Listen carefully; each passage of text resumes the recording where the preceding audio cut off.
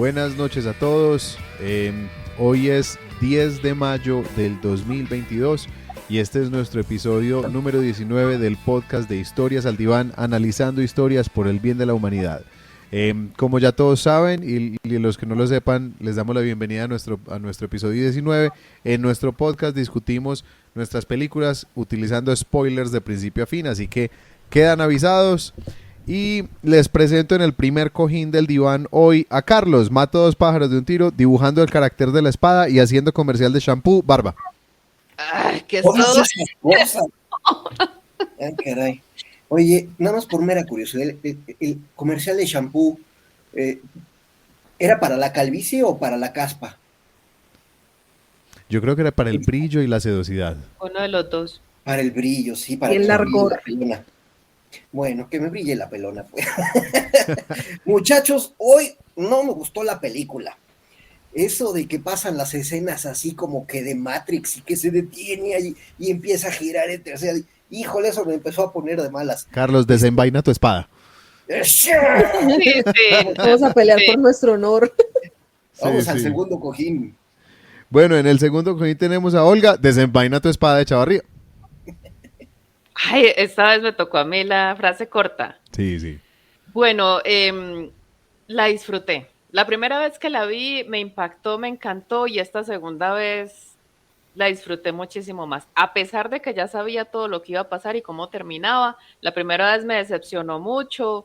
Yo quería llorar a lo último, pues me sentí muy mal, pero esta vez yo ya sabía cómo terminaba y sin embargo la disfruté.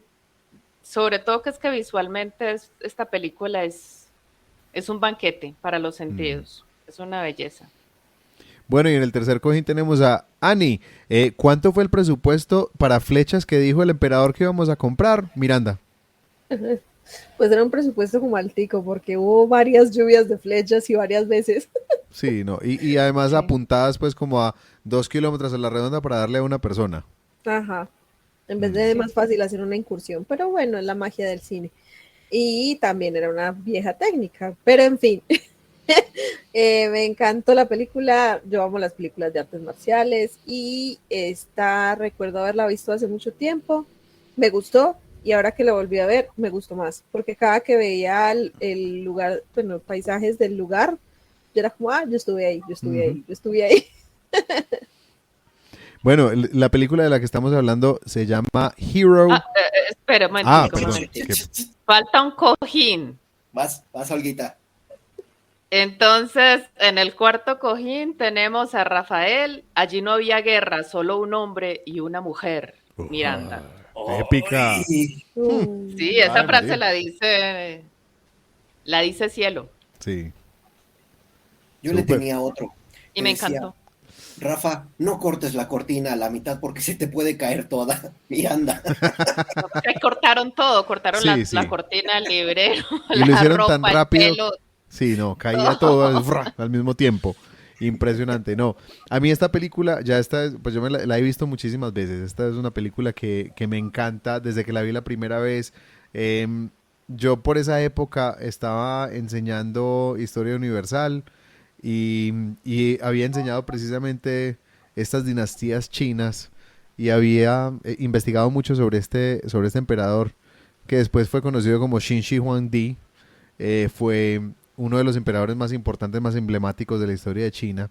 Fue el encargado de terminar la muralla china, unificar los reinos, unificar el idioma. Y bueno, muchísimas medidas que son son de muchos, tienen muchos matices las medidas que tomó. Pero también de este mismo emperador es famoso pues como la construcción del ejército de terracota, ese gran panteón que creó con este ejército que él se planeaba llevar a la otra vida. También es famoso porque una vez que murió lo llevaron pues el cuerpo para evitar que nadie se enterara que él había muerto, porque él buscó toda su vida la inmortalidad. La inmortalidad. Él terminó loquillo, ¿cierto? Terminó Sí. tomándose unas cosas para no morir, que al contrario lo mataron. Muy joven. Sí. Antes de los 60 años, creo. De hecho, él empezó a ser emperador a los 13 años Y una vez que empezó con esa idea de que él tenía que ser inmortal, que tenía que lograr como todo lo que él quería, que además quería lograr que la historia de China empezara con él, borrar todos los récords históricos de los reinos de China para que nadie pudiera recordar nada que hubiera ocurrido antes de él. Este fue un emperador, pues, o sea, la construcción de la muralla china fue con trabajos forzados, miles de personas murieron en la construcción, que o morían construyendo o morían asesinados por negarse a construir. Entonces, sí, este es un emperador muy particular de la historia china que a mí siempre me ha producido cierta fascinación. Y esta forma de contar la historia a mí me encantó. Como les decía, la película se llama Héroe. Vamos a ver con qué nos salió esta semana IMDb en la sinopsis. Dice, en la antigua China y en el imperio Qin está intentando conquistar los seis reinos. Eso hace que su rey sea blanco de intentos de asesinato. Sin embargo, un hombre ha logrado asegurar como la vida del rey. Pues sin ayuda de nadie, él ha asegurado que el rey pueda estar a salvo. Asesinando a los 3 asesinos más notorios de toda la tierra. Tratado como un héroe, lo llaman a una audiencia con el rey. Esa es la sinopsis de IMDb. Que obviamente este es el escenario inicial que nos plantea la película. Esta vez yo pienso que sí, la sinopsis por lo menos nos cuenta de cuando se ponen las piezas. Cuando dejan las piezas puestas ya para empezar a jugar. Sí, esta vez la sinopsis sí nos ayudó. Sí, yo pienso que esta vez sí. Yo quisiera que hoy le demos la palabra a Olga para empezar. Hasta se parece al muñequito. El muñequito. Olga. La pantalla de ti. No. Y esta Estoy mujer viendo Snow. China hoy. Tenía que haberme maquillado más rasgada hoy para la ocasión, ¿cierto? Sí. Ujú. Sí. Bueno, esta película, tratándolo pues como desde el punto de vista narrativo, yo pienso que es una narración desde la poesía. Pienso que es una narración poética. Lo que ocurre con la poesía, a diferencia de la narrativa, es que la poesía está más enfocada en la imagen que en la historia, aunque puede contar una historia. Entonces, la poesía es como una serie de instantáneas. Le presenta a uno imágenes muy bellas que lo conmueven a uno muy hondamente, que uno se siente identificado casi siempre y bueno, yo pienso que eso ocurre en esta película. Las imágenes son muy poéticas, todas. Las escenas están muy bien pensadas, muy bien trabajadas, los colores.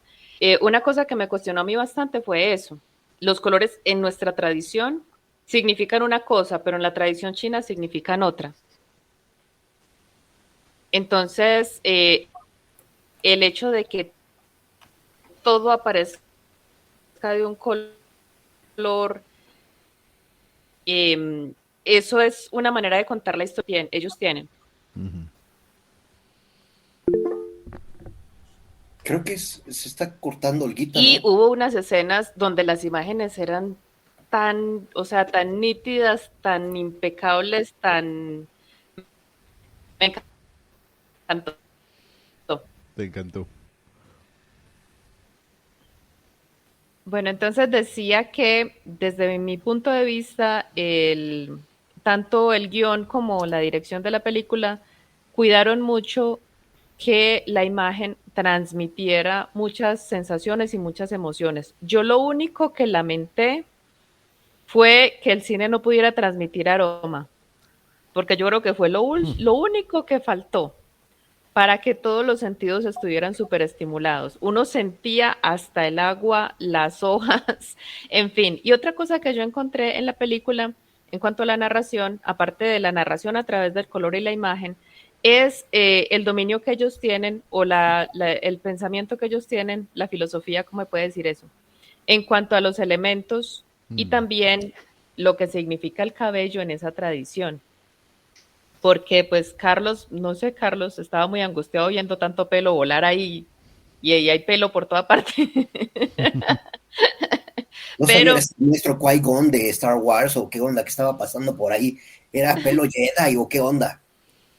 Pero sí, Yo no sé tanto en la China, porque yo sí me gusta mucho leer, pero de la Ayurveda, de las cosas de la India. Y en la India se considera que el cabello es una especie de antena receptora de la energía pues del universo. Entonces que mientras, o sea que cada cual tiene el largo del cabello, porque no sé si han conocido gente que no le crece el pelo, o le crece hasta un punto y no le pasa Mm, de ahí. Entonces, según la tradición, pues, por lo menos de la Ayurveda, dicen que es que ese es el largo que necesita para conectarse pues con el universo. Entonces, el poder que transmite el largo del cabello, el tenerlo recogido de una manera y de otra, porque también el tenerlo acá recogidito es también, eso también tiene como un, no es moda, es un pensamiento filosófico pues en cuanto a eso, inclusive el trapito blanco que se ponen, en fin. Pero yo pienso que el único, bueno, ya no hemos llegado a la sección de yo lo habría hecho mejor, pero en cuanto a la narración como tal, lo poética que yo la encontré me pareció impecable. Hubo muchas escenas que yo dije, Dios mío, ¿cómo lo hicieron? Por ejemplo, en la primera pelea, cuando Jet Li, los chorritos de mm. agua, las gotitas están así como unos hilitos y rompe en el agua cuando se atacan con gotas y entonces el tipo pone la espada para detener una gota. Pero me pareció hermoso. O sea, yo disfruté muchísimo esta película, es un deleite, es un banquete para los sentidos, me parece a mí. La música también. Los tambores me recordaron mucho al Tigre y el Dragón. Cowbell Drums. La música de las escenas más, de las escenas eróticas, de las escenas románticas, ay, me encantó. O sea, uno se transporta por allá como, ¿cierto? Como a otro mundo mediante esa música. También, o sea, yo pienso que todos los elementos narrativos que hacen que una narración sea bella, conmovedora, delicada, estaban allí presentes. Desde el color, la imagen y bueno, y los diálogos también, porque los diálogos eran supremamente conmovedores y la historia como tal me parece también, pues, una muy buena historia y muy bien contada. Lástima que, pues, o sea, uno al final dice, pero tanto esfuerzo y tantas muertes para nada, se hubieran quedado quietos en la Mm. casa. Y también que la pareja, uno siempre quiere que los enamorados queden juntos y no que se anden matando por ahí. Pero eso es otra cosa que para nosotros, los occidentales, es extraña.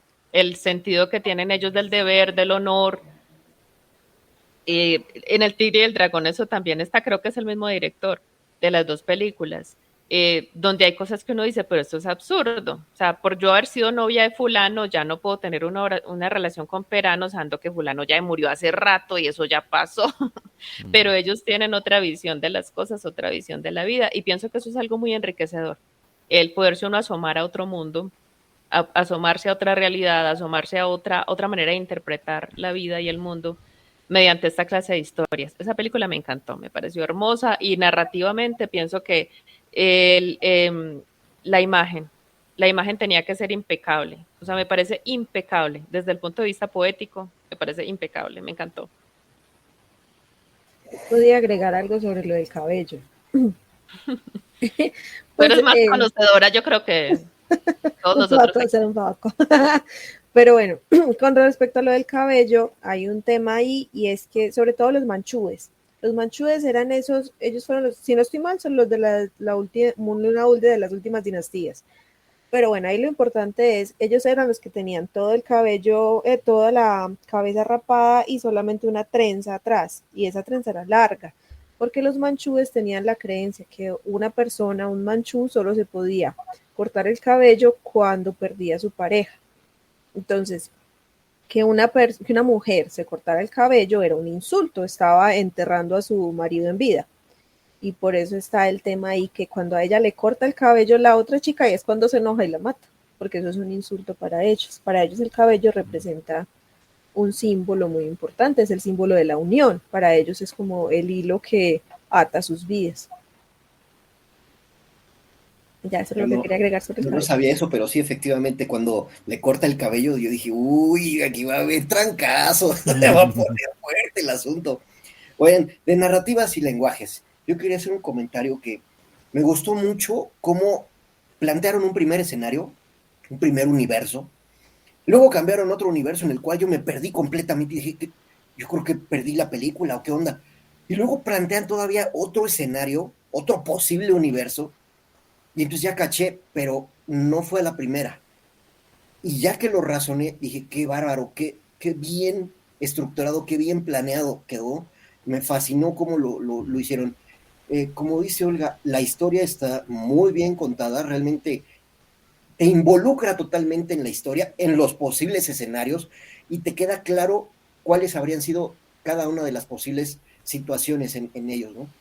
Entonces, por el lado de la narrativa, una congratulación porque está muy bien realizada, muy bien estructurada la obra. Como contar una historia, y sobre todo una historia de guerra, porque aquí en toda la película predomina justamente el sentido de guerra. Eh, Realmente fue fascinante ver la película desde esa perspectiva. Como dice Olga, todas las escenas, por ejemplo, lo del agua, sí, muy atractivo, un espectáculo visual. Híjole, pero cuando empezaron con sus guerras, de Street Fighter, híjole, ahí sí ya me estaban poniendo de malas, de verdad. Pero la narrativa fue excelente. Ahí sí, mi congratulación para todo el staff que hicieron un trabajo estupendo para esta narrativa. Ay, qué pena, puedo decir otra cosa sobre eso. Por ejemplo, la parte de la guerra que tanto te desesperó, a mí me gustó porque estamos acostumbrados aquí en Occidente a mirar la guerra desde un punto de vista muy diferente y a ver escenas de guerra, a mí me parecen mucho más tediosas. Sobre todo pues los tiroteos y las escenas como de Rambo, donde hay un héroe invencible, pues, donde a él le disparan 500 y nadie le da, y él hace así, así, así, así, ¿cierto? A mí me gustó mucho aquí cómo volaban, cómo se apoyaban en las paredes Y en el cómo agua. caminaban encima del agua, porque me pareció una manera de ver la guerra también desde otro punto de vista que no es el que nosotros manejamos, Ajá, el sino occidental. sino un asunto de que, bueno, de que estos guerreros de alguna manera el ki, pues cierto, la energía de ellos está tan conectado con la naturaleza que dominan los elementos. Entonces, por eso esta chica puede utilizar el viento para guerrear. Y si no quiere que alguien se le acerque, puede mantener a esa persona alejada de ella mediante utilizar el viento, que el viento la está, y se levantan todas esas hojas y ella no puede acceder a ella. Entonces, es una visión de la guerra, imagínate, en la que los elementos están involucrados. No es solamente una espada, no es solamente una metralleta, sino que esta persona está utilizando el agua, por ejemplo, como un arma. Entonces, eso me pareció hermoso, bueno, hermoso. Y la relación de pareja que se plantea allí, también, a pesar de que termine tan trágicamente, pero son extremos, o sea, hay una delicadeza en esa relación de ellos dos, de que no te toque una gotita de agua, de que nada te haga daño, de que es cierto, y después se matan. O sea, para uno es difícil comprender, ¿cierto? Porque la cuestión de la ideología los separa a ellos. O sea, se aman mucho, se complementan también, que eso es, y en lo último quieren seguir juntos, o sea, siempre vamos a estar juntos, entonces las espadas tienen que estar juntas, pero no podemos coincidir, no podemos conciliar el hecho de que yo sí quiero que este tipo sea rey y yo no quiero, el proyecto de él me parece viable y yo el proyecto me parece una tiranía y no podemos permanecer juntos y esta es la única solución, este sacrificio pues muy poético, muy lindo y todo, pero Pero viste que terminan incluso atravesados por una sola espada. Que sí, hasta eso, o sea, hay un... hasta la muerte, pues, Mm. pero no podemos conciliar esto, o sea, no hay forma de seguir adelante mientras ideológicamente no estemos como en la misma frecuencia.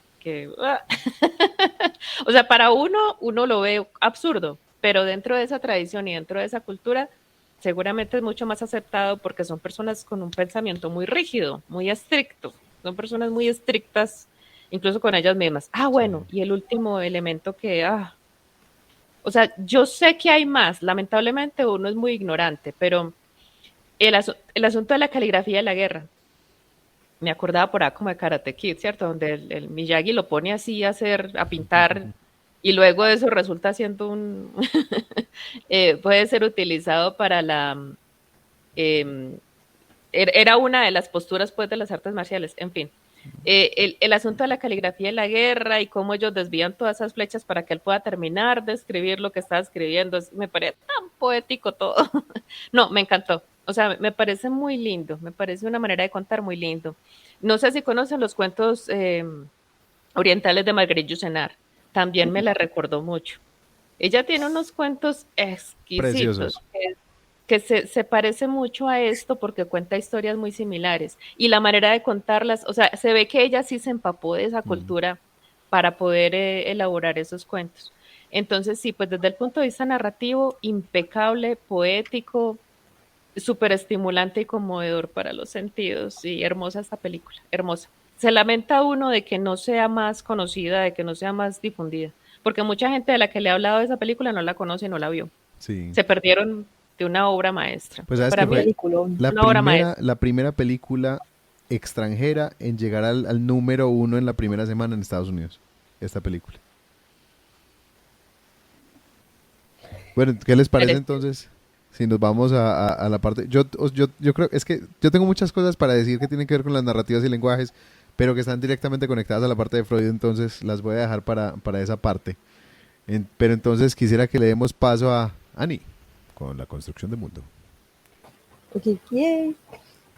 A ver, en este caso quería empezar hablando por el género de la película, que es una película de wuxia, se copia así, pero en mandarín creo que se pronuncia como wuxia, la verdad es que todavía no sé tanto, pero se caracteriza precisamente por esos caballeros de artes marciales que sus habilidades pueden trascender a lo humanamente posible. Por eso es que Carlos dice que parecen como Matrix volando por todas partes, porque realmente ese es un género que es muy popular en China y es realmente pues creado allá. Eh, Son estas personas que se supone que han trascendido lo normal, como dice Olga, que ellos juegan con los elementos, juegan con la naturaleza, están conectados con ella, tanto así que cuando está el asesino sin nombre frente al emperador, el fuego le dice al emperador Mm. cuáles son las intenciones de él. Uy, a mí eso me pareció espectacular. Sí, a mí No. también me encanta. Y como el Sobre emperador todo, sí, perdona y perdón. Sobre todo porque las velitas, cuando él estaba dubitativo, empezaron a Mm. dudaban. girar. Sí, hermoso, sí. Sí, y cuando le dice, ¿cómo lo supo? Me lo dijeron 100 velas. A mí esa frase me encantó. Yo, ¡ah! Pero bueno, ya eso fue cosa de pura groupie. En fin, hablando un poquito ya de la construcción. Entonces, hay un tema importante que ya Olga lo tocó, que fue con los colores y los elementos. Yo empecé a buscar un poco lo que querían decir estos colores.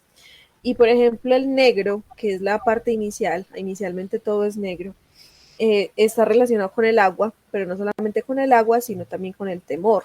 Entonces, en esto podemos ver el temor del emperador a ser asesinado y morir sin poder completar todo lo que tenía para hacer. También vemos esta parte, esta relación en la pelea entre Cielo, que es Donnie Yen. Yo no me acordaba que él estaba ahí y me encantó volverla a ver. Entonces, la parte entre Cielo y el sin nombre, que se ve el goteo de agua constante, los charcos y cómo utilizan el agua como un elemento para combatir. También está el rojo, que es muy contradictorio y esto es completamente a propósito porque el rojo representa el fuego, pero también representa la verdad. Para los chinos el rojo es un color de buena suerte, por eso reciben el año nuevo con rojo, el rojo y el dorado. Y se Pero casó, entonces, cerró. Mm. sí, y había mucho rojo. Y pues tú ves las lámparas, casi todo es rojo. Las decoraciones de ellos siempre varían entre rojo y dorado. Pero en este caso utilizan el rojo para supuestamente contar una verdad, pero que sabemos que es mentira. E incluso cuando están en la escena de la pelea en el lago, pero ya con espada rota, se nota que hay un momento en que a pesar de que todo es azul y morado, hay un árbol de hojas rojas. Esto es cuando el emperador cuenta su versión, mostrando que aunque en muchas cosas acertó, todavía hay algo que no es cierto. Y esa es la relación que utilizan ahí con el rojo. El agua representa el coraje, así que también es un símbolo muy bonito cuando muestran ese espejo de agua y la refracción de las espadas, que está mostrando el coraje de dos hombres que a pesar de no querer luchar, lo están haciendo. Y él habla de que lucharon en sus corazones y no físicamente. Y luego pasamos al blanco. El blanco en esta cultura representa el duelo, es decir, en un funeral la gente se viste de blanco. El blanco representa también el metal y representa la justicia. Por eso es el último escenario en el que estamos en blanco, donde se muestra realmente que Espada Rota, a pesar de haber tenido la posibilidad de matar al emperador, no lo hizo. Y también la muerte, porque al fin y al cabo este es el escenario de que ellos vestidos de blanco se atraviesa, bueno, primero atraviesa Nieve a su amante y luego ella se atraviesa con la misma espada. El verde, que se lo vemos en algunas ocasiones también en el flashback que tenemos de ellos dos como se conocieron, que representa no solo la naturaleza, o sea, la tierra, sino también el renacimiento, el nacimiento del conflicto, porque cuando vemos que se enfrentan al emperador, las telas son verdes, sus trajes son verdes, pero también el renacimiento en el momento en que ellos se conocen y empiezan a tener raíces juntos.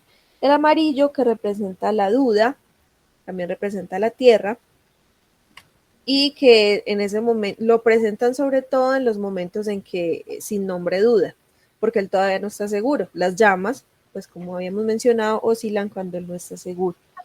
Otra de las cosas que es muy de este tipo de construcciones son las simbologías con las espadas y las armas.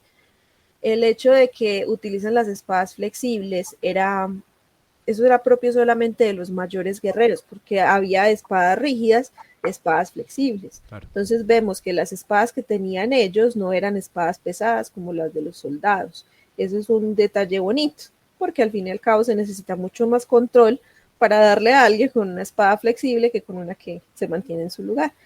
Y la alabarda de cielo es flexible, así que ese requiere un granado de experticia. Y también algo que es que representa mucho lo que es la cultura, lo que es el pensamiento oriental, en este caso el de China, es la escena en la que atacan la escuela de caligrafía, que a pesar de todo, Espada Rota sigue haciendo su carácter y de hecho lo hace con la tinta roja, pero también que el maestro le dice, de esto se trata la caligrafía, así que si hemos de morir, moriremos haciendo esto. Y todos los estudiantes, a pesar de que los atraviesan flechas constantemente, se sientan a seguir haciendo la experticia en la caligrafía porque se considera uno de los mayores artes. Un emperador no podía tener mala caligrafía.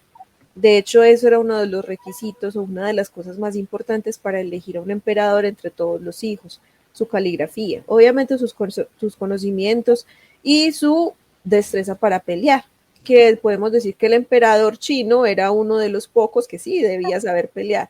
En los medievales no tanto, los medievales se engordaban mientras sus soldados peleaban sus batallas, mientras que los chinos sí eran quienes debían hacer el frente al enemigo. O sea, ellos eran los primeros, si bien eran los más protegidos por ser los dragones del país, por ser el representante de los dioses sobre la tierra, el elegido de las estrellas, eran también luchadores. Y bueno, hay millones de cosas que decir, pero eso es como lo más importante. El azul, se me había olvidado mencionar, esto representa también la inmortalidad y la armonía, que por eso se ve que en la versión del emperador ambos están aceptando su destino al aceptar morir para que pueda alcanzar al emperador a esos 10 pasos. Y no diré más porque entonces me quedo acá 2 horas. Podríamos decir que el mundo que se nos presenta es como el mundo de la tradición mágica o fantasiosa, ¿cómo se llama eso? Espiritual china, ¿no? Algo así. Pues sí, está directamente relacionada con las creencias, con la teología china. En ese caso, sí. Yo pienso que aquí también nos cuentan esa historia de lo que se pensaba o lo que de alguna manera se piensa que se puede lograr cuando se llega al nivel máximo en las artes marciales de control de sí mismo, de control de sus emociones, de control de su energía, de su poder. Es como casi un ideal al que aspirar, de alguna manera, desde estas artes marciales. Entonces aquí nos romantizan eso que se logra en las artes marciales, mostrándonos unos elementos mágicos. En Hollywood a este tipo de cine lo han llamado el wire fu, como como un kung fu de cables. Entonces es mostrarnos como estas personas logran un manejo tal de las artes marciales que básicamente retan todas las leyes de la gravedad, de la física, que pueden volar, que son capaces de poner la espada sobre el agua sin romper la tensión superficial del agua. Entonces es tratar de mostrarnos como personas que han llegado a tal punto en su camino hacia la iluminación que ya logran hacer muchas cosas que para otros seres serían imposibles. Entonces, y hay esa gran diferencia entre esos grandes guerreros y el soldado normal. Bueno, Sí. entonces yo quiero contarles algo de esta parte de Freud. A ver, digamos que aquí nos muestran un emperador que históricamente quería ser un superhombre, quería ser el emperador más completo, el que no tuviera faltas, el que pudiera unificar todo bajo su bandera, que pudiera organizarlo todo en un solo sistema.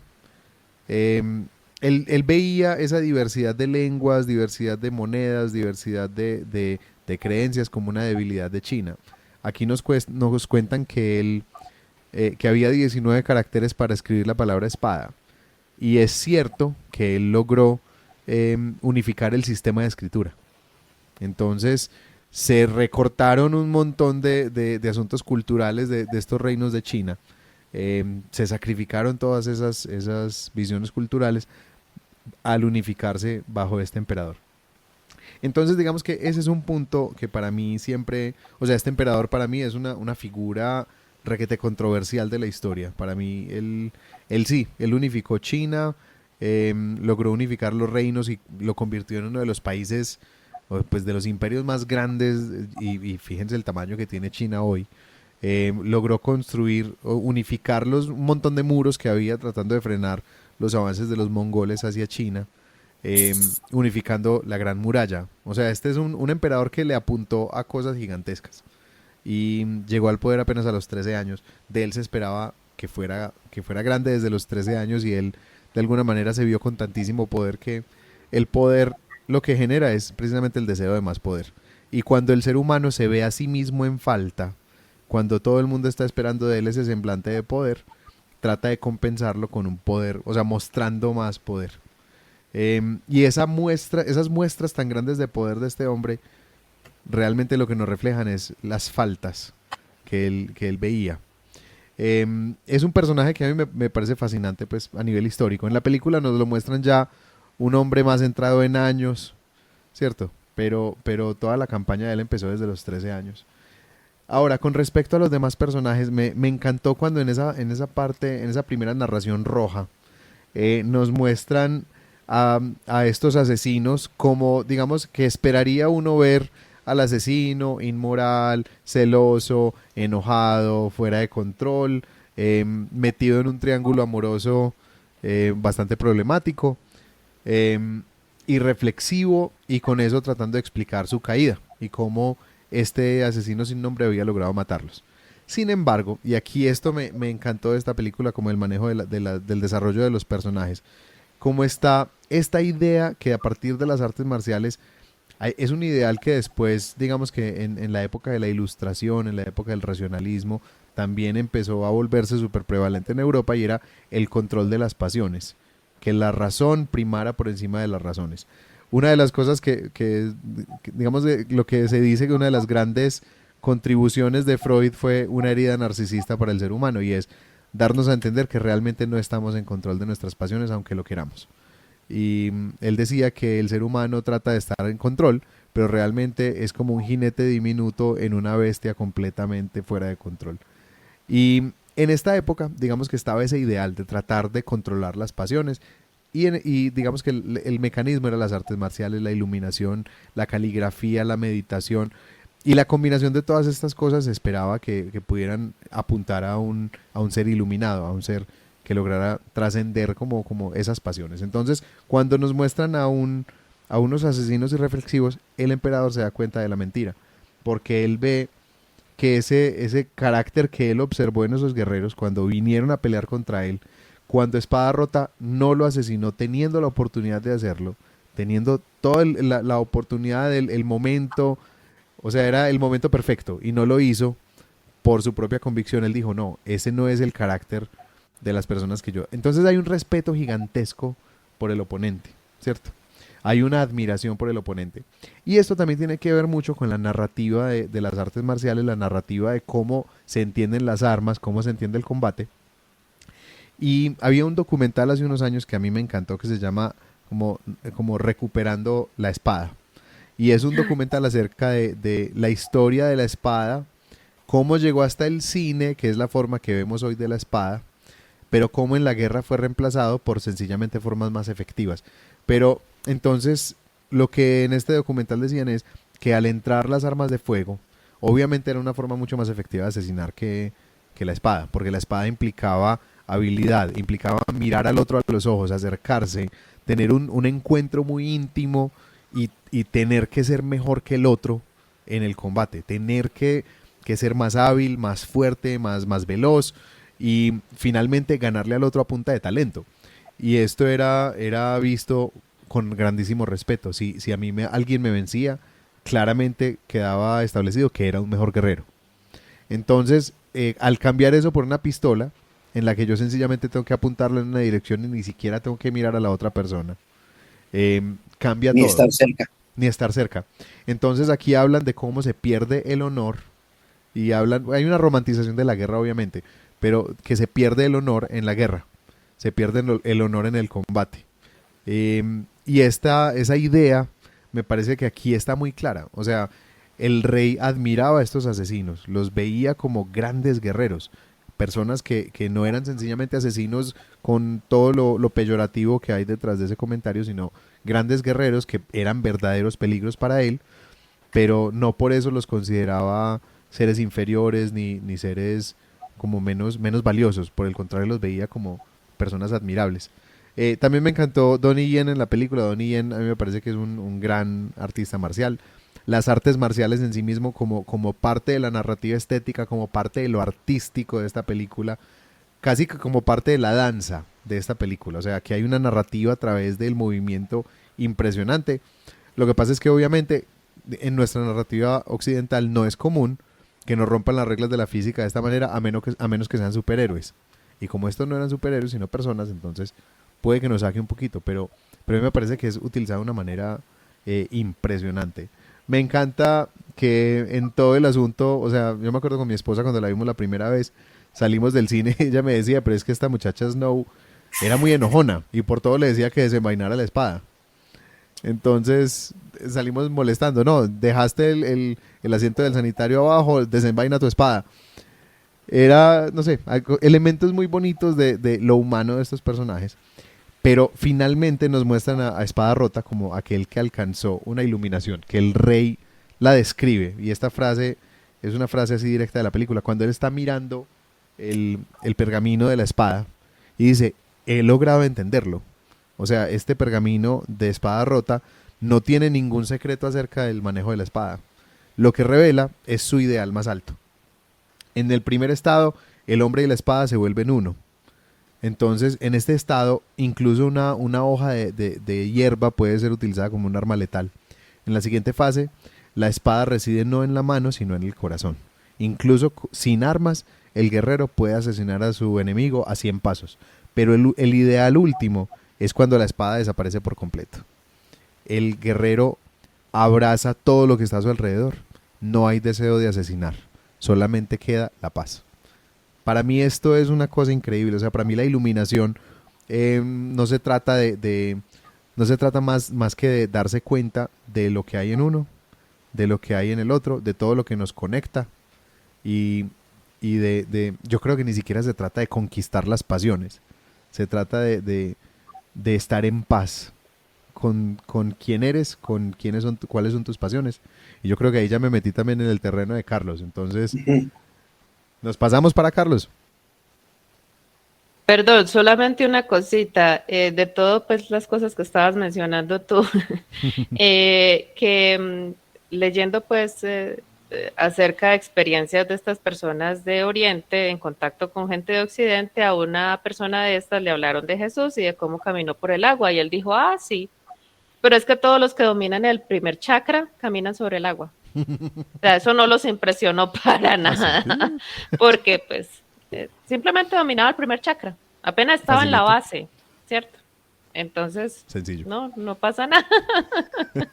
La cualquier- Entonces, en esa tradición se suponía que la gente caminaba sobre el agua. El Buda, hay Mm, varias historias en las que el Buda camina también sobre el agua. sí. Entonces, no era nada del otro. Ahora que hablaste, Olga, Pensé que ibas a hablar más de la relación de pareja y pensé que ibas a hablar más como del machismo ah, chino. sí, sí. No, A mí me digamos que sorprende mucho como que en la cultura sí. tradición, sí, que en la tradición china haya historias donde hay mujeres guerreras cuando son tan increíblemente machistas. Entonces, pensé que ibas a hablar más de ese tema. Lo que pasa es que digamos que en esas narrativas y en la mítica, la mujer realmente sí ha tenido ese lugar de guerrera en muchísimas historias. Entonces, sí, hay una disparidad ahí entre la forma como viven, no sé cómo vivían hace 200 años, pero sé que la mujer siempre ha sido eh, Muy sometida, muy sometida. Eh, excesivamente. pero en las historias la mujer sí, en estas historias las mujeres eran guerreras del mismo nivel de fuerza, de poder, de capacidad que los hombres. Que eso es algo que me parece lindo de esas historias chinas. Pero Ahora, yo pienso que es por eso, perdón, porque para dominar un elemento de estos, la fuerza física no era mm, la importante, sí, sino para Ujú, nada.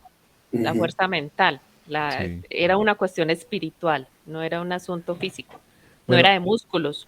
aquí hay un elemento narrativo que me encanta en esta película, que es como la historia de Marco. Entonces, la historia de Marco es una historia enmarcada en otra historia. Y de alguna manera me recordó a la película que vimos de los filósofos, una película donde básicamente toda la acción ocurre narrada por alguien y nos vamos dando cuenta de que era mentira, pero me parece que la forma como está narrada aquí es impresionante y uno está metido en la historia completamente. Y cuando dicen, no, es que no era así, y uno, ¿cómo así que no era así? Y después le dicen, no, tampoco era así, no, ay, pero ¿cómo así? Es una cosa increíble la forma como lo envuelven a uno en la trama en esta película. A mí me encantó ese Son detalle. muchas versiones, pero es una sola narración. Sí. Porque cuando está narrado a muchas voces, el mundo cambia. Pero Ujú. aquí no hay cambio de mundo. El mundo sigue siendo igualmente exquisito, bonito, Sí. delicado. Le siguen presentando a uno esa tradición. Pero sí, es otra versión. Pero Ah, bueno, les iba a contar dos cositas de la producción que me parecieron muy bonitas, datos así, pura trivia. El primero es que la escena del bosque, el bosque amarillo, donde ocurre la pelea entre Nieve y Luna, en esa pelea, o sea, para filmarla, buscaron la época del año en que los árboles estuvieran de ese color. Y tuvieron un montón de voluntarios recogiendo hojas por todo el bosque para que cuando llegara el momento de la filmación estuviera completamente cubierto. Recogieron distintos tipos de hojas, las clasificaron según cercanía al plano, según cercanía con la cámara. Fue una cosa, pues, una construcción impresionante y la escena lo paga. Esa escena es una... A mí me para los pelos solamente pensar esa escena porque me parece impresionante. Y la otra escena, la del agua, esa pelea que ocurre en el agua, ellos buscaban, o sea, el director quería que el lago se viera completamente quieto, como si no hubiera ninguna corriente, que se viera como un espejo. Y eso solo ocurría durante 2 horas al día, a las 10 de la mañana. Entonces, todos los días filmaban, hacían preparación de las tomas desde las 5 de la mañana y a las 10 de la mañana tenían que empezar a filmar y tenían solamente hasta las 12 del día. Después de eso empezaba ya corriente y ya no podían filmar más. Fueron dos detalles de la producción que me parecieron impresionantes. Trabajo de producción brutal ahí. Increíble, Sí. increíble. Yo quería mencionar algo más sobre lo de las narrativas que se me había olvidado ahorita. Y era, bueno, dos cosas realmente. La primerita era sobre el combate que sostienen en la biblioteca cuando el aprendiz empieza a pelear contra Sin Nombre, que se puede ver en un momento que cuando por fin la va a golpear le da planazos, o sea, no golpea con Sí. el filo, sino con el cuerpo de la espada. Esto es una manera de, Con la digamos, cara. adoctrinarla, como decirle, no te voy a matar, no pelees que no te voy a matar a ti. Y bueno, la otra cosa es que hay un detalle importante sobre lo que mencionaste de Jesús y eso, pero no porque sea Jesús, sino porque hay un tema con la creencia china, y es que los chinos son de los pocos que tienen una teología en la que cualquiera puede llegar a ser un dios. Y esto se consigue a través de la cultivación, o sea, de cultivarte como persona. Mientras más te cultivas, llega el momento en que te vuelves inmortal y por lo tanto puedes llegar a ser un dios. Así que, pues, eso me acordé cuando mencionó lo de Jesús, porque realmente para ellos cualquiera puede llegar a ser un dios con solamente cultivarse. Eso era todo. Súper. No, y lo de la caligrafía a mí me encantó, o sea, mostrar la caligrafía como mira la fuerza que tiene la caligrafía. Y a través de la caligrafía tú puedes ver al espadachín. Es algo muy especial. O sea, nosotros que somos escritores, para ellos escribir es una manera de entrenar. O sea, escribir es para la vida, escribir no es... En esta tradición occidental es una cosa inútil, en esa tradición es fundamental. En esa tradición es disciplina, en esa tradición es rigurosidad, es meticulosidad, es desarrollar una cantidad de cualidades mediante la escritura. Eso me parece hermoso. Sí. No sé si reconocieron al actor el que hizo de Espada Rota. Que no sé si lo reconocieron ahora en la última de Marvel de Shang-Chi. Él hizo No. el papá de Shang-Chi. Conocido. Ay, con razón. Él hizo el papá de Shang-Chi. Que era, o sea, supuestamente él era un inmortal, o sea, inmortal por los 10 anillos que tenía. Y este inmortal había sido en su momento Genghis Khan, Kublai Khan, había sido un montón de emperadores chinos. Sencillamente que había tomado diferentes disfraces durante la historia, pero era el mismo. Y era este actor que hizo Espada Rota. Ay, ahorita que mencionaste a Genghis Khan, la cuestión de la disciplina que ellos han tenido que desarrollar o tuvieron que desarrollar pues para sobrevivir. Como una de las frases que se le atribuyen es que él iba a hacer que los mongoles fueran disciplinados aunque tuviera que matar a la mitad de ellos. O sea, ellos son de un pensamiento así, o sea, hacen las cosas bien o se mueren. Ajá. Nada medias. Sí, es una visión muy diferente y que nada que ver con los latinoamericanos. No, y cero ¿cierto? individualismo. Puro relajo aquí y puro, ¿cierto? Rigidez, o sea, una cuestión muy estricta, uno lo ve. Disciplinaria. Sí. A uno lo aterra porque como uno creció ¿cierto? Por ahí así.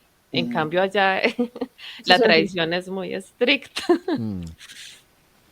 Bueno, entonces Muy pasemos fuerte. a las lecciones de vida con Carlos. Ahora Bueno, a mí me gustó que Rafa no platicó de un tema bien interesante en la sección de Freud, que es la relación de pareja. Ahora voy para allá porque lo voy a tocar un poquito más adelante.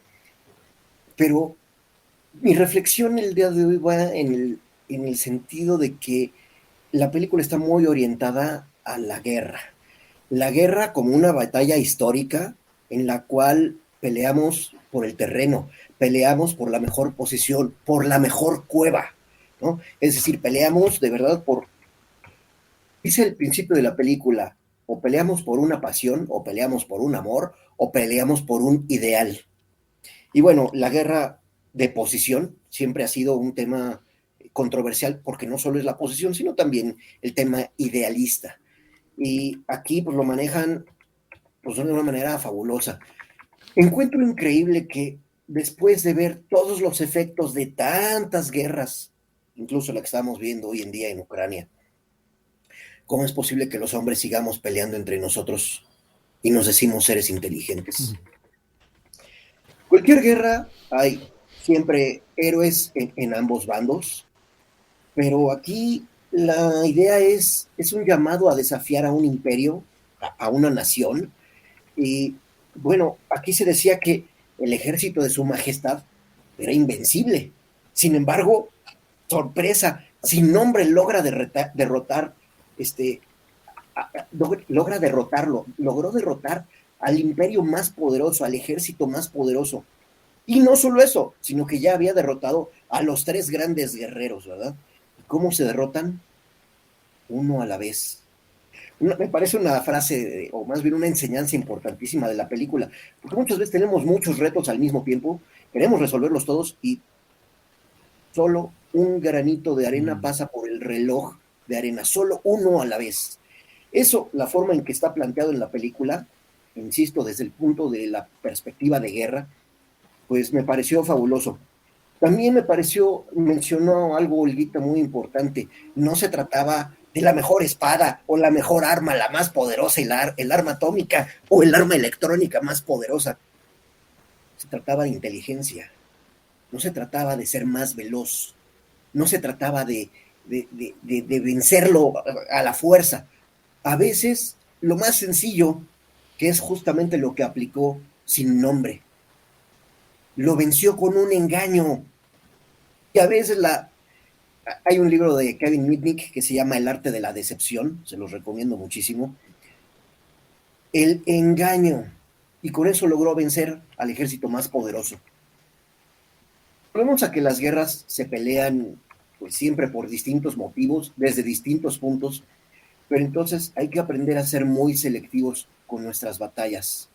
Y a veces más vale mantener la paz que mantener la razón. Y eso lo aprendió perfectamente Espada Rota. Una lección clarísima de que no se trata de ceder, no se trata de rendirse, se trata de encontrar lo más correcto. Y en este caso, él encontró que lo más correcto era el perdón, la misericordia. Era la forma de que realmente se iba a unir a las demás reinos, a los demás naciones que existían, ¿no? A veces las guerras más difíciles no son las que se pelean allá afuera, sino las guerras que peleamos contra nosotros mismos.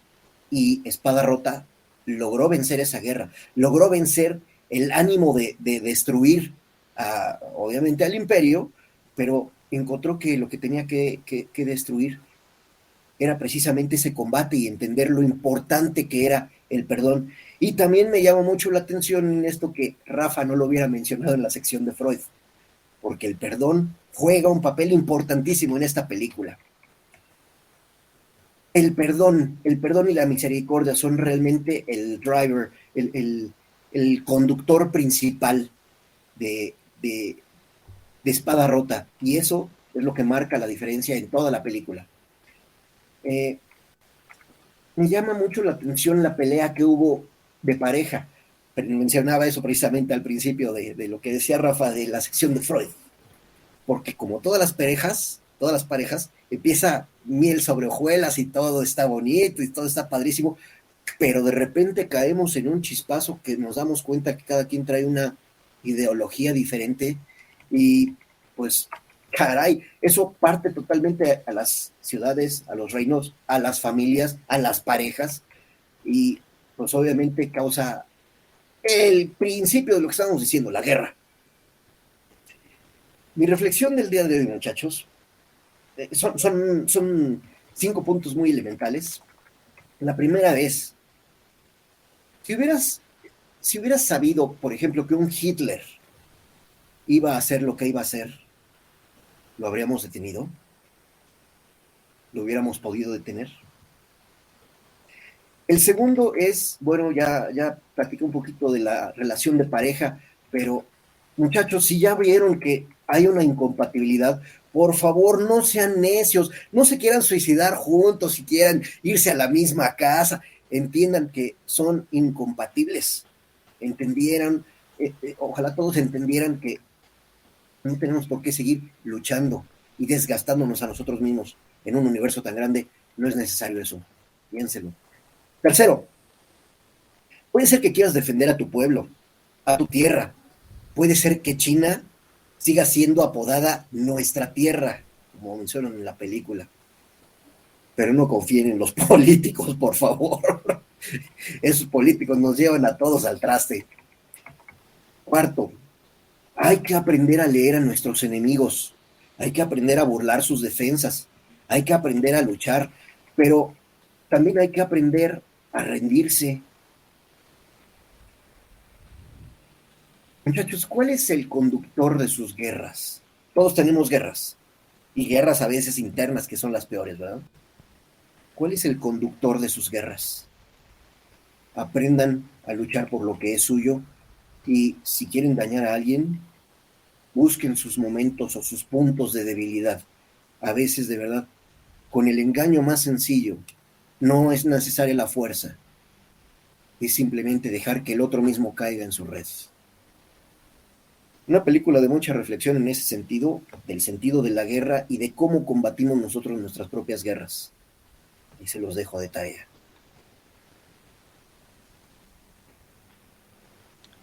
Bueno, quedamos así todos silenciosos. Yo de esta película me llevo, pues hay tantas lecciones que Me No, pasa como con Annie, que terminaría uno Alguien la horas envenenó, hablando de... la envenenaron. Sí, sí, sí, la espada, ¿cierto? Em, una de las cosas es que yo me llevo como de esta película es hasta qué punto es uno digno de ganarse al enemigo. O sea, qué bonito sería uno ser tan íntegro, tener un objetivo, un ideal tan grande que hasta los enemigos terminen simpatizando con uno. Después de acercarse un poquito más y conocerlo a uno mejor, después de estar a 10 pasos, que la contemplación de lo que uno es termine convenciéndolos. Eso fue lo que me pareció más bonito. El personaje, el emperador, me encantó ese personaje. O sea, qué fuerza para estar ahí sentado y qué poder en ese hombre. O sea, qué capacidad para transmitir el poder de un emperador. Hay ocasiones en las que uno ve malos actores, pues, pero malos actores en el sentido de que no tienen entrenado eso, la presencia escénica. En una película aparece por ahí un cantante y está sentado en un escritorio, pero sentado de una manera que uno dice, ay, no, qué pena. O sea, cuando uno no sabe actuar, o sea, hasta estar sentado, hay que saberlo actuar.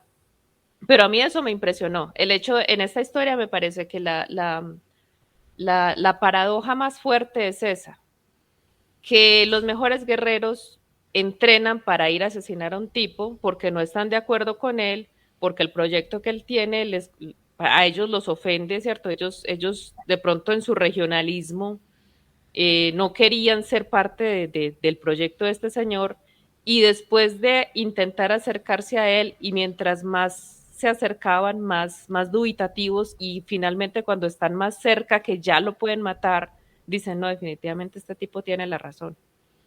Entonces uno debería aspirar a hacer algo así, ¿verdad? Llegar a tener una grandeza tan grande interior que hasta los enemigos terminen simpatizando. Esa es mi lección de vida. Súper, yo estaba recordando, ahorita Carlos preguntaba, sí, o sea, empezamos con este cuento de la guerra, ¿por qué la guerra? Me hiciste acordar, hay un texto de Freud que se llama ¿Por qué la guerra? Sale de una correspondencia que él tuvo con Albert Einstein, precisamente en la época, en mitad de las dos guerras mundiales. Einstein le hacía la pregunta a Freud, ¿será que alguna vez somos capaces de superar la guerra? Y Freud le contestó, o sea, esto fue una iniciativa de una revista en Francia. Empezaron a tratar de conectar intelectuales, a tratar de que hicieran correspondencia y publicaban la correspondencia. Entonces Freud le contestó a Einstein con el texto de ¿Por qué la guerra? Y digamos, para contarlo de manera muy corta, hay una tendencia en el ser humano a... O sea, y me imagino que todo el mundo conoce o es muy conocido de Freud ese cuento de la tendencia hacia el amor, la tendencia hacia el placer y la tendencia hacia la muerte. Eros y Tánatos, ¿cierto? Esos impulsos de Eros y Tánatos. Entonces, el problema con el impulso de Tánatos es que implica una tendencia hacia la destrucción del otro o la reducción del otro. Y el problema es que si lo miramos en escala pequeña, uno mira, por ejemplo, dos equipos de fútbol rivales y los hinchas son capaces, o sea, empiezan a odiarse unos a otros, empieza a generarse este fenómeno sociológico de nosotros y ellos. Y nosotros somos mejores, no, pero nosotros tenemos más historia, no, pero nosotros tenemos mejor presente. Y termina siendo, en algún momento un alumno mío nos decía que él era fanático de un club de aquí de Colombia, de Millonarios, que Millonarios era el mejor equipo del mundo. De hecho, que Millonarios era mejor que el Real Madrid. Y por esos días, el Real Madrid, no sé cómo, iba a jugar un partido amistoso con el Millonarios. Y mandaron a los suplentes. Y los suplentes del Real Madrid le ganaron 8-0 al Millonarios. Entonces era un asunto de tal alienación a aquello en lo que, al bando mío, tal alienación que estaba dispuesto a negar toda la evidencia, todo lo que el mundo me podía demostrar en términos de evidencia, él estaba dispuesto a negárselo a sí mismo, decir, no, todo eso es mentira porque mi equipo es mejor. Si yo estoy dispuesto a rechazarlo todo, toda la evidencia, a irme incluso, porque también nos pasa, y lo hemos visto en el fútbol, que la gente llega y pelea y se matan unos a otros por una camiseta, por un color en una camiseta. Ahora, ¿qué pasa cuando hay verdaderos poderes? Hay dinero, cuando hay pasiones, cuando hay ese tipo de cosas. Ese impulso de la destrucción del otro se vuelve mucho más fuerte. Si no hay un proceso de lo que decía Dani ahorita, de cultivarse hasta el punto de ser capaz de estar en paz con esas pasiones, entonces, mientras no lleguemos a eso como sociedad, la guerra no va a parar. Esa fue la conclusión de Freud en ese texto de ¿Por qué la guerra? Nunca va a parar. Yo solo digo, mi lección sí es mucho más corta, Perdón. pero la lección con la que yo me quedo es siempre la del pues, el bienestar particular no es tan importante como el general. Muchas veces estamos acostumbrados a, digamos, quejarnos por todo, porque esto no debería ser así porque me afecta a mí, pero si lo miramos en un panorama más macro, nos damos cuenta que realmente es algo que puede ser muy, muy favorable. Pasa mucho y se ve mucho la polarización en este tipo de aspectos en la política, pero para mí China es un reflejo de eso. China siempre se ha visto como nación, como un todo, no como una individualidad. Y eso puede partir desde la unificación de este emperador, no solamente en eso, sino en el idioma, en la escritura, en la cultura. Y a pesar de todo, a pesar de ellos siempre poner por encima lo general, lo particular también tiene representación, que es una de las características de su forma de gobierno.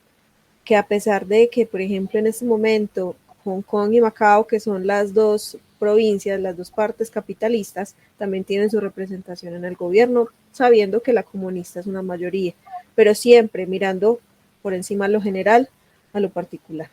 Así que para mí siempre prima el bien general y no el particular. El particular se puede dejar a un lado en muchas ocasiones para primar el general. Bueno, yo quiero hacer la pregunta de, ¿ustedes creen que lo habríamos hecho mejor? Muy difícil. Pero yo sí tenía una cosita que decir en cuanto a eso, porque es lo único que yo le veo mejorable, y eso que no, tampoco tengo muy claro cómo lo haría. Em, y es que una persona tan ajena a esa cultura pasa de largo por la película sin apreciar muchas cosas porque no las conoce. Entonces no sé cómo haría yo para que algunos elementos muy importantes de la película eh, fueran entendidos. O sea, en esa pareja también hay un yin y un yang, hay una perfección, ¿cierto? Pero quien no conoce pasa de largo por eso.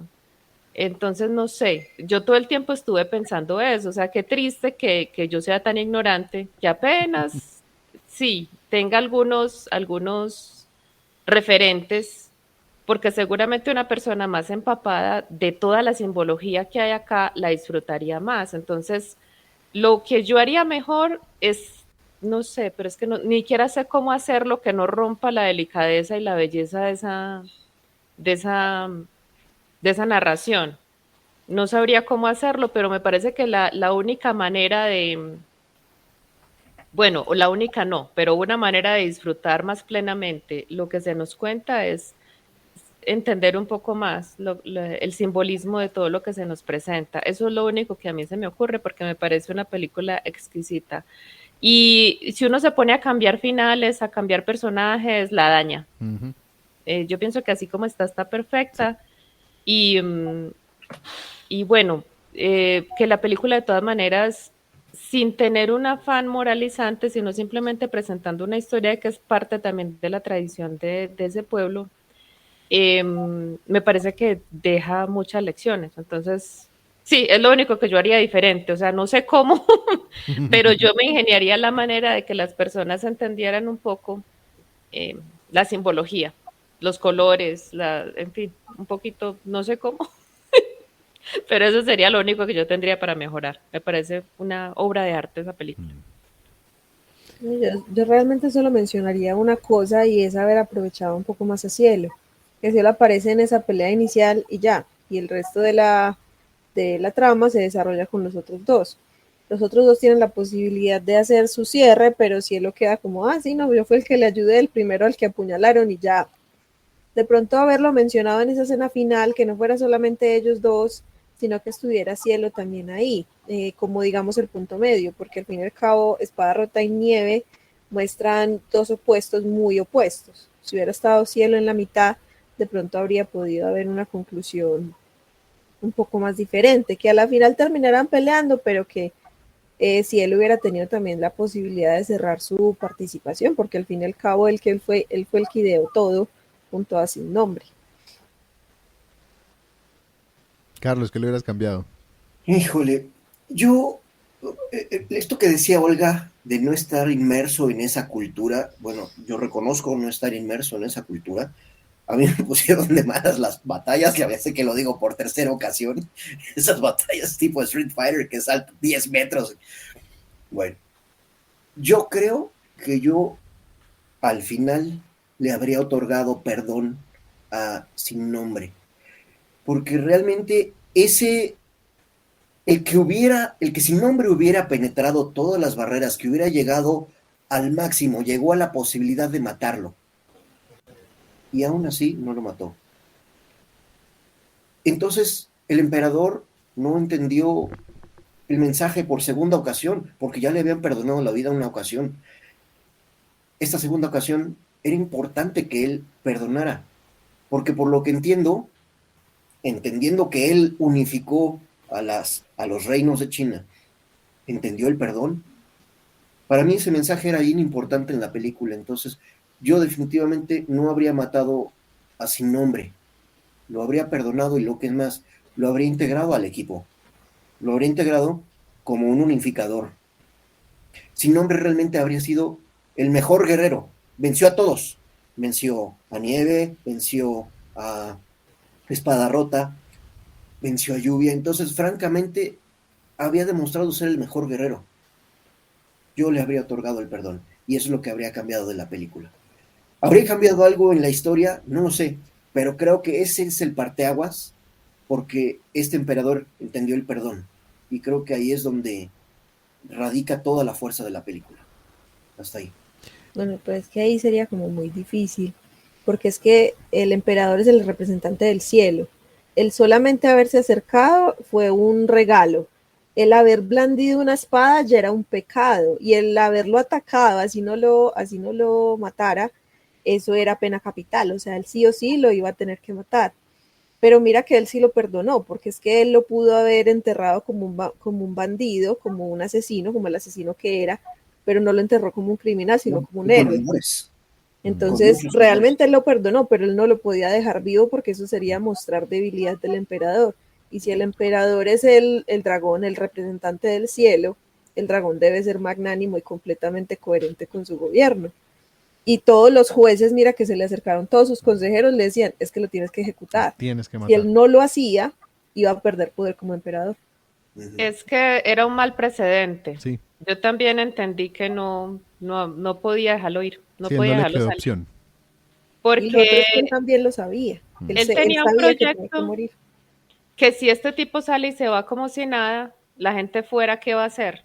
¿Cierto? Entonces, Sin Nombre no podía quedar por ahí a la deriva. Es más, yo pienso que Sin Nombre sí tenía nombre, pero una manera de enterrar ese proyecto de destruir a China era también enterrar el nombre, o sea, que no tenga un nombre. El nombre es muy importante. Claro. O sea, entonces, como de no otorgarle como esa, ¿cómo se llama? Historicidad, Esa, no sé. sí, es. O sea, Sin Nombre sigue siendo un nombre. Sí, pero Es como decir NN. Pues, El soldado desconocido. eso, como decir NN. yo con esta película, yo creo que es la primera vez aquí en el podcast que yo digo, no le hubiera cambiado absolutamente nada. Yo la dejaría exactamente como está. Estoy de acuerdo con lo que decía Olga, o sea, sería muy rico que la gente pudiera apreciar y uno lograr idear algo que permitiera que todo el mundo la aprecie. Sin embargo, yo pienso que estas son de esas películas que nos exigen un poco como de apertura, de flexibilidad, de tratar de abrir nuestros ojos a la estética, a la narrativa de otras culturas. Y, y es así como yo no simplificaría Shakespeare para, o sea, de pronto el idioma sí hacerlo actual para que la gente digamos que ya se pueda entender, no es que no lo logre entender por falta de cultura, sino sencillamente por distancia histórica, pero no cambiaría una escena de Shakespeare por el hecho de que no sea tan cercano para nosotros, por ejemplo, que un moro sea como controversial en Chipre, ¿cierto? Pues yo no cambiaría eso porque sea muy lejano a mí. Em, pero esta película para mí es una construcción magistral y a nivel visual, a nivel de historia, a nivel de desarrollo de personajes. Una de las cosas que más me gusta a mí de ese final, que tiene que ver como con lo que estaba diciendo Carlos, es que el emperador mismo alcanza esa comprensión de estar en paz. Él le entrega la espada sin nombre. Me va a matar, aquí está la espada. Pero mientras tanto, antes de que me mate, venga, yo le quiero contar lo que acabo de entender aquí en este pergamino. Ya usted decide si me mata o no. Él también, de alguna manera, llega a ese punto de estar en paz, donde no importa, no hay deseo de matar, no hay deseo de asesinar. Hay una necesidad, hay un proyecto, Ujú, pero no ujú. hay no hay un Un deseo ideal. de destruir, ¿cierto? Ujú. Entonces ahí es donde también, sin nombre, que ya también alcanzó ese punto, porque cuando las velas empiezan a fluctuar es porque él alcanzó ese punto, de decir, es que ese deseo de venganza realmente no puede estar por encima de lo que aquí se está construyendo. Pienso que hay una romantización del personaje de este emperador, que es un emperador que no era tan completo como nos lo muestran aquí. Era un tipo bastante perturbado, Loquito. sí. Pero en la película, la construcción del personaje me parece espectacular. No la tocaría ni siquiera para buscar mayor fidelidad histórica. O sea, ni para eso tocaría esta película. Oye, y Rafa, un detalle que no hemos mencionado, lo mencionó Olguita, pero curiosamente tú no lo mencionaste, yo no lo mencioné, la música. Y Mm, hay una escena en particular importantísima que dice, es que la guerra y la música van en perfecta sincronía, en perfecta armonía. No habíamos platicado absolutamente nada. Eh, Habiendo estado en Asia, experimentar los dragones, este, como Komodo en vida, híjole, es una experiencia importantísima. Y aquí los tambores juegan un papel Son un brutal. lenguaje también. sí. Y hay Hay una un escena, lenguaje. bueno, no es una escena, hay una combinación de violín. De hecho, la música, hay un solo de violín muy, muy particular. Este, es de verdad una joya la música, ¿eh? A mí me fascinó. Y cómo está entrelazada la música con los combates, te echa a Mm, volar la cabeza de manera estratosférica. sí. Increíble, de verdad. Hay una cosa muy particular y muy distinta para nosotros aquí en Occidente sobre la notación musical en China. Y es que en el sistema oriental había, y bueno, no soy un gran conocedor de este tema, pero sé que, digamos, nosotros aquí hablamos siempre de tonos, medios tonos, pero en ese sistema musical oriental había incluso cuartos de tono. O sea, había afinaciones mucho más pequeñas, diferencias entre una nota y otra más pequeñas que las que manejamos en Occidente. Y ellos digamos que cuando aquí hacen tantos glisandos, los glisandos son una nota que va cambiando gradualmente de tono, como que cambia gradualmente. Ellos pasan por todos esos cuartos de tono. Entonces la notación musical de ellos muestra eso. Y los instrumentos obviamente también estaban pensados para eso. Entonces ahí, por ejemplo, el Jishun que está tocando el anciano, creo que se llama el Jishun, Gusin. Gushin, que está tocando el anciano en esta escena, eh, le da obviamente una sonoridad y él utiliza los dedos como se utiliza en el cello o en el violín para cambiar la nota, como si fuera un diapasón, y utiliza un montón de tonalidades intermedias, que no son solamente las notas básicas que utilizamos en Occidente.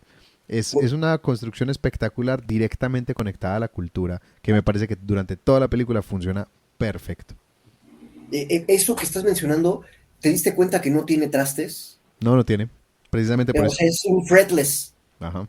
Hay un bajo muy, muy, muy particular, lo tocaba Jacob Pastorius, que era un bajo fretless, no Mm. tenía trastes. Entonces, efectivamente, se permitía ese glissing que permitía el escalar una nota y darle una variación increíble. Y eso, efectivamente, no lo tiene ese instrumento. Mm. Muy interesante este comentario, ¿eh? No había cachado, pero Sí, sí. Pero muy así, eso también Sí, no son los sabía chelos, los eso. violines, las violas. La cosa es que en nuestro sistema occidental, si uno hace un cuarto de nota, un cuarto de tono, suena Desafina. desafinado.